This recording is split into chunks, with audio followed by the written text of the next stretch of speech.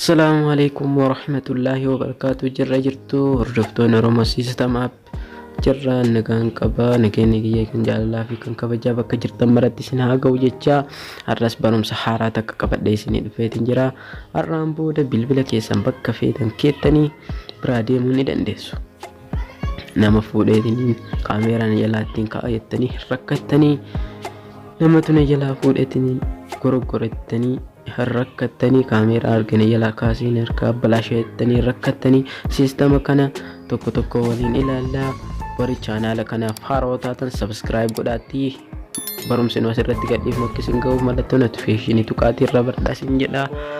Salaamtaadhaan hin jalqabadha salaamtaa islaamaan sinitti dhaammadha. Wassalaamu alaykum warahmatullaahi wabarakaatuhu narraa jawwabadha. Gara barumsaa seennetiin jirra.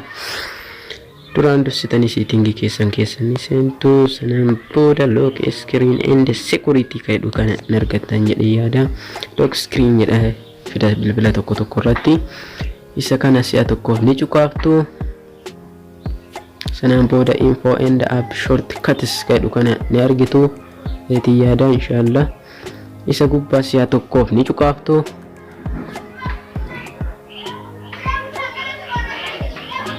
Sanaan booda akkatti isinii fida app shortcuts kaydhu kan ammas ni argitu isa gubbaa si'a tokkoof ni cuqaaftu.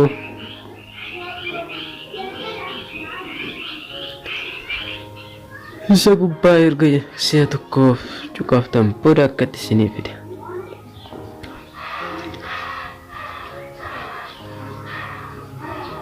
Leave shortcuts kaydhu kanaaf yaa'u rift shortcut kaydhu kana jijjiiruu barbaadan non ka gubbaa kana jijjiirtanii ka kaameeraa taana ka kaameeraa ka jalaa kana dhiiftanii rakkoon qabu. Ka gamanaa kana ammoo saanyiin ka isinitti agarsiisuuf deemutti hin jiru. Erga ka gamanaa kana jijjiirattu jechuudha. Katti cuftanii ittiin ilaaltame akkatti asirraa gamanatti harkisan kaameeraa baasa jechuudha. Abbaan fedhe ittiin ka'uu danda'a jechuudha. Garuu kanaaf furmaata isiniif fideetiin jiraarra. Bilbila keessan bantanii keessa seentanii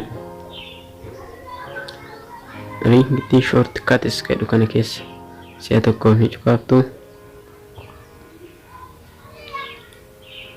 Ni argitan jedheetiin yaada. Isa si'a tokkoof erga cuqaaftaniin booda akkatti kaameeraa irra jira jechuudha. Yoo muluma irraa balleessuu ka barbaadan taate mallattoo oonii gubbarraa tana of irraa gootan jechuudha. Amma achiin hin ba'u jechuudha irrattu application immoo kamuu irratti hin ba'u jechuudha. Isin amma isa irraa balleessuu osoo hin taane waan biraa bakka buusuu qabdan applicationii bira. Ana mamee akkatti Chrome kana bakka buuseetiin jira. Ni waliin haa ilaallu. Waliin ilaalame sittama cufeetanii waliin ilaalla. Arguttirtan jedheetiin yaada. Argitaniira asii yookaan isa wal harkisu akka kaameeraa reefu paasarnii na gaafate jechuudha. Akka paasarnii banuutti keessa seenuu hin danda'u jechuudha.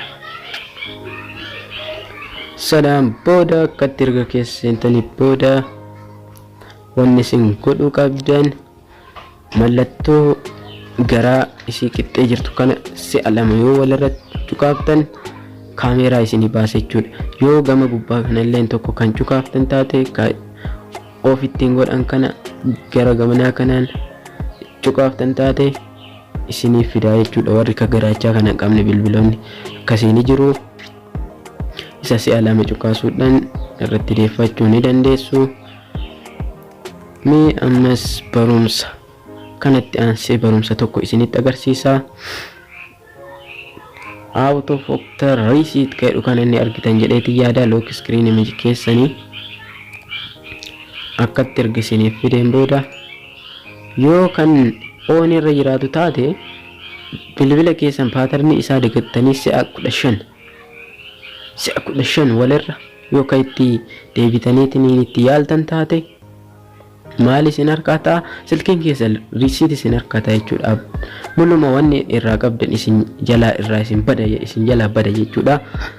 Isin maal gootu on irraa godhuu qabdan jechuudha. Wanta kana out of factor receipt jedhu kana si'a 15 yoo isin bilbila keessan paasanii dagattaniitiin deebitanii yayyaaltan isin harkaa silkii receipt godha jechuudha.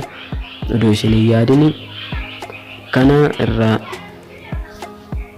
on off godhuu qabdan jechuudha. Barumsi keenya xumurreetiin jirra. Barumsi kun akka isinitti tolu abdiin qaba.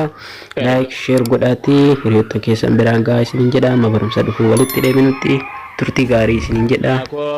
Salamta danin jalqabadha salamta islaamaan sinitti dhaammadha.